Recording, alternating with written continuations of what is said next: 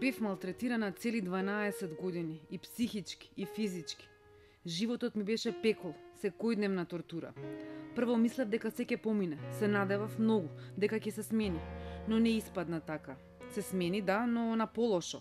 Стануваше се полош и полош. Вака звучи едно од сведоштвата на жртвите на семејно насилство во Македонија, чиј број на пријавени случаи во центрите за социјална работа оваа година 1300. Во 2017 пак МВР регистрирало 903 кривични дела во врска со семејно насилство, од кои 6 завршиле со убиство, 538 со телесни повреди, од кои 16 биле тешки. Сепак не сите пријавени случаи на семејно насилство завршуваат со судски пријави. Годинава до судовите се поднесени 581 предлог за изрекување на мерка заштита од семејно насилство.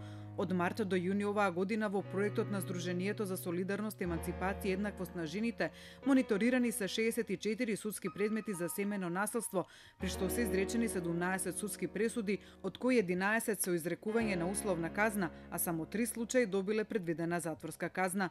Во првите 6 месеци лани пак биле поднесени 384 кривични пријави за сторителите на семејно насилство.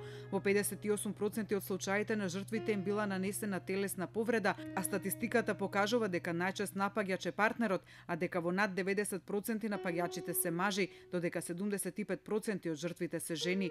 Најчест облик на семејно насилство е физичкиот напад, но не е за занемарување психолошкото малтретирање, кое се уште во земјава многу тешко се препознава како форма на насилство. Според истражување на ОПСЕ, дури 44% од жените во Македонија биле жртви на психолошко насилство од партнерот, а 3 од 10 жени биле жртви на сексуално вознемирување.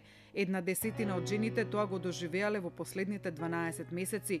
Истражувањето на ОПСЕ покажало и дека 14% од жените во земјава по својата 15-та година биле жртви на физичко или сексуално насилство од својот партнер или од друго лице. Иако статистиката покажува висока бројка на семејно насилство во земјава, голем дел од жртвите молчат, затоа најчесто поради страф од осуда од заедницата или повторување на делото. Во моментов во 4 засолништа на жртви од семејно насилство во Македонија се згрижени 30 лица.